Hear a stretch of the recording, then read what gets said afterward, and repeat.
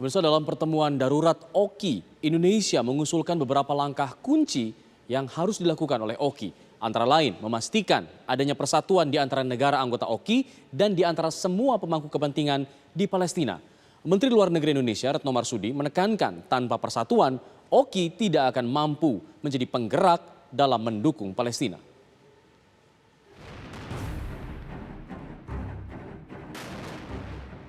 Para Menteri Luar Negeri dan Wakil Menteri Luar Negeri dari 16 negara anggota Organisasi Kerjasama Islam OKI menggelar pertemuan darurat.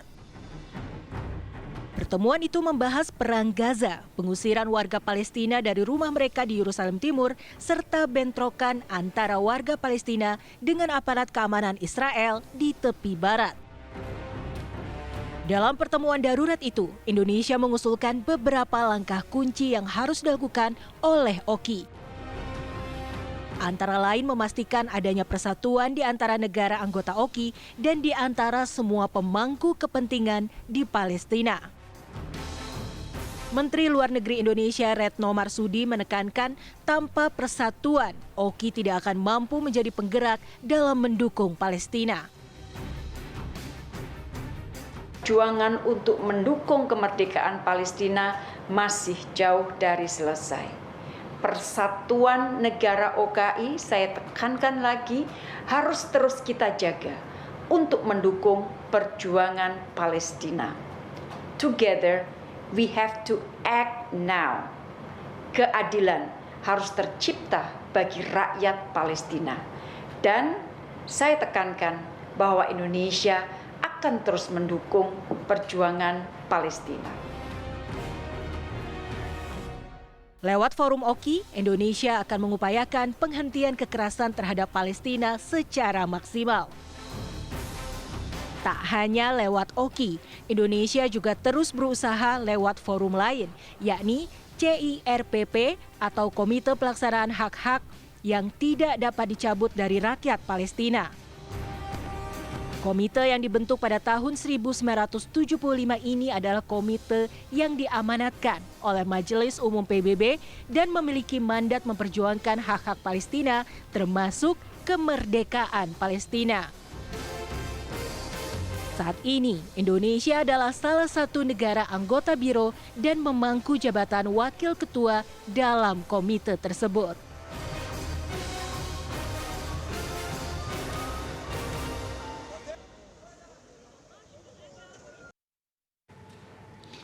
Pemirsa, konflik tak berujung antara Israel dan Palestina menyita perhatian dunia. Sejumlah pihak berharap pemerintah Indonesia bisa menjadi poros negara-negara Islam untuk membantu menyelesaikan konflik antara Israel di Palestina.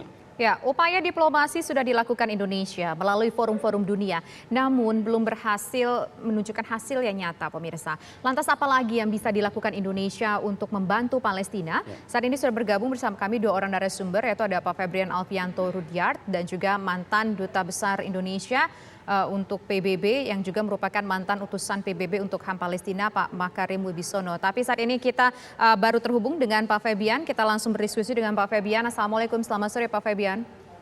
Waalaikumsalam, selamat sore Mbak Tisha. Ya, Pak Febrian, kita ingin tahu kalau misalkan di dalam kondisi saat ini, bagaimana sikap Indonesia atas konflik Israel dan Hamas? Berbagai upaya memang kita lakukan melalui perundingan-perundingan dengan berbagai negara, Pak. Jadi mungkin yang perlu kita ketahui adalah bagaimana kita melihat konflik ini ya Mbak Tisha. Artinya begini, kalau saya lihat konflik ini adalah konflik yang tidak setara. Jadi jangan bayangkan konflik ini adalah konflik seperti dua negara dengan status yang sama dan kemudian berebut sesuatu. I think itu different sekali pemahaman itu dari situasi yang ada di Israel dan Palestina.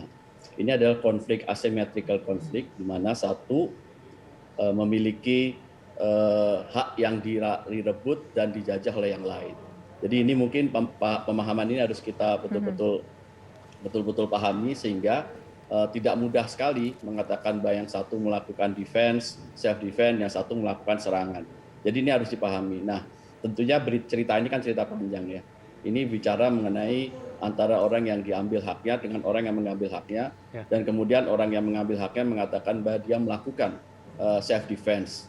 Tapi harus diurut memang root causesnya apa. Nah, kadang-kadang memang berbagai pihak di dunia ini melihatnya tidak objektif ya. Mereka seolah-olah lupa bahwa ada root causes sebetulnya di dalam masalah ini. Dan root causes ini seolah-olah ingin ditutup-tutupi sehingga selalu dikontekstualkan dengan situasi saat ini. Di mana memang kalau lihat serangan dan kemudian ada yang diserang kembali. Tapi kontekstual keseluruhannya memang harus dilihat. Nah ini yang ingin kita lihat secara lebih proporsional, sehingga kalau kita perhatikan apa yang dilakukan oleh berbagai masyarakat dunia saat ini adalah betul-betul mengupayakan bagaimana suatu negara yang harusnya sudah bisa hidup sama seperti negara lain sekarang betul-betul dalam posisi yang bahkan wilayahnya semakin lama semakin kecil. Mungkin kita harus melihatnya dari sisi itu. Oke, tapi konkretnya apa yang masyarakat Indonesia juga bisa lihat begitu mengenai peran aktif dari pemerintah dalam hal membantu masyarakat Palestina begitu, Pak Febrian?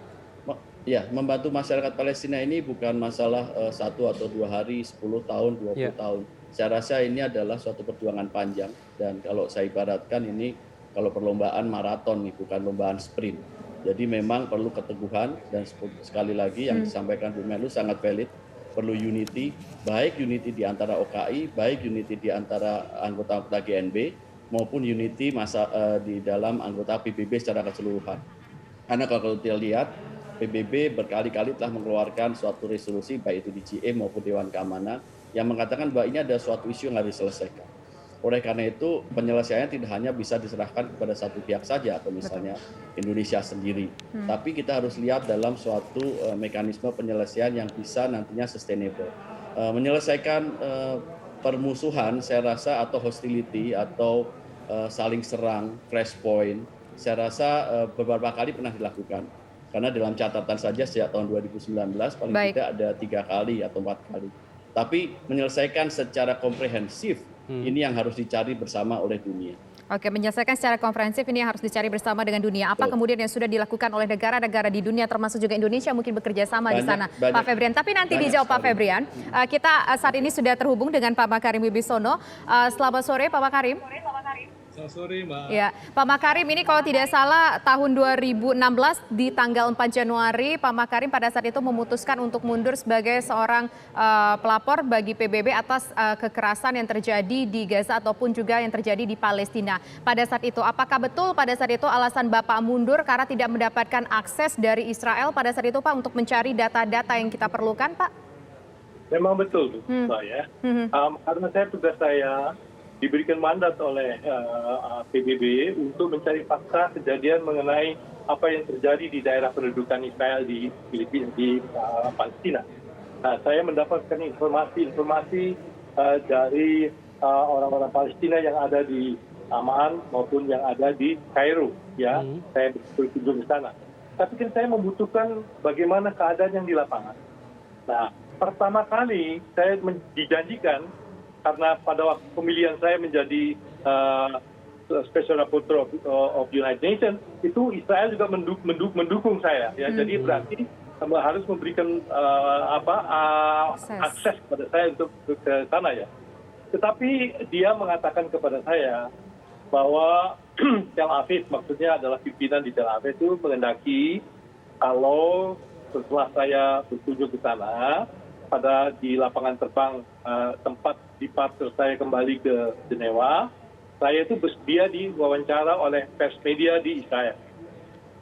Terus kemudian dalam kesempatan itu, kemudian saya mengatakan bahwa kejadian yang ada di